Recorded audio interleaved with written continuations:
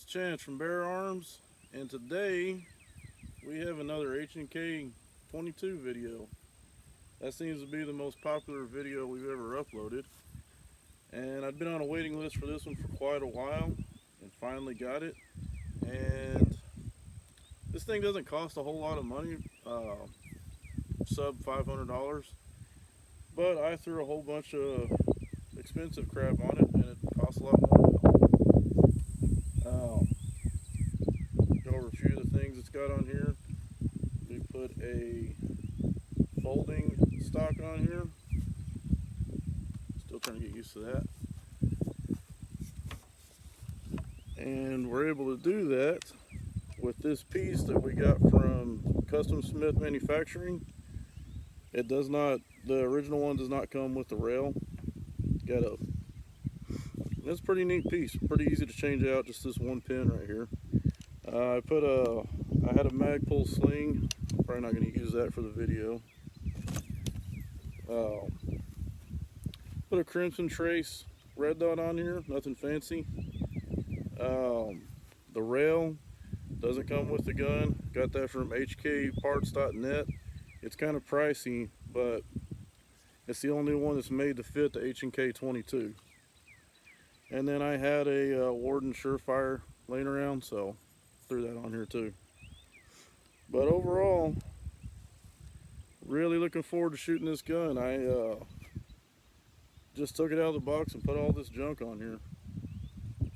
Oh, something else. Came with this magazine. Looks like a 25 round magazine, but it's not. It's 10 rounds. It's for one of those states that doesn't have any fun. So what I got from H&K Parts.net is this guy. 50 round drum. Costs a lot of money. If you ever shopped on hkparts.net, the stuff's pricey, but they have it, whereas a lot of other places don't. So we're going to try this out.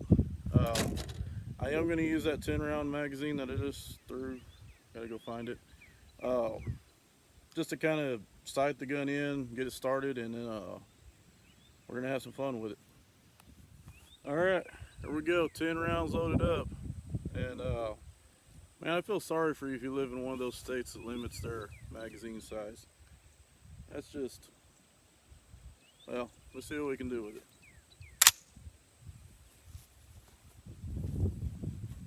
I do not have this sighted in,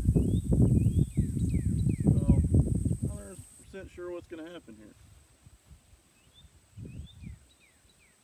There it is. Put it on fire.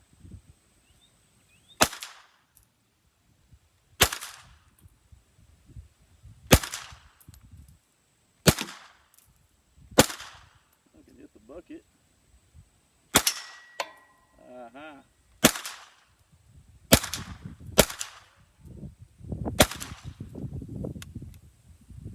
Alright, got some adjustments to do on my red dot.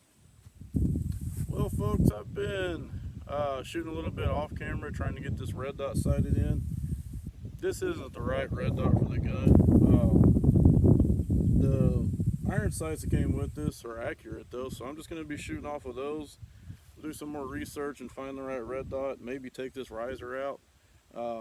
Just running out of daylight, so I'm not going to do it right now, but we'll send a few more downrange.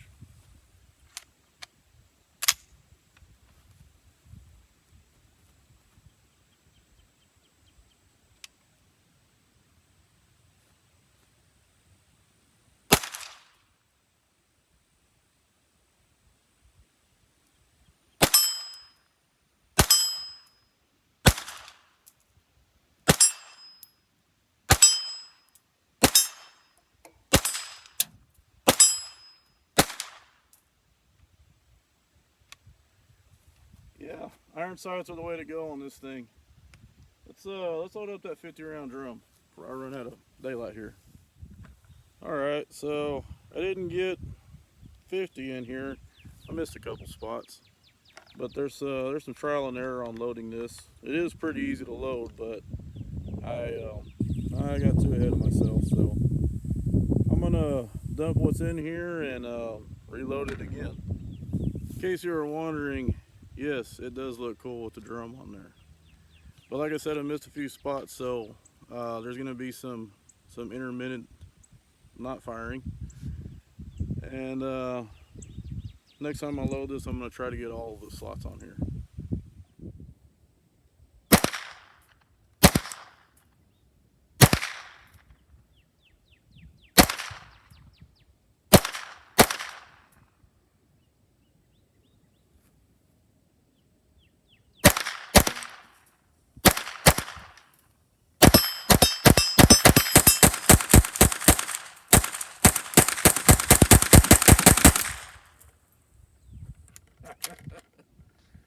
That's cool.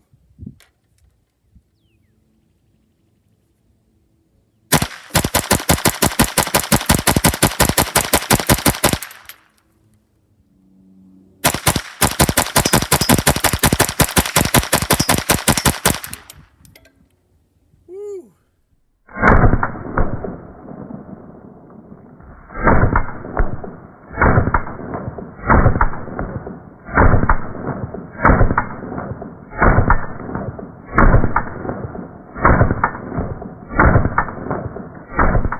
So there we go. Quick little review of the H&K MP5 22. That was a lot of fun.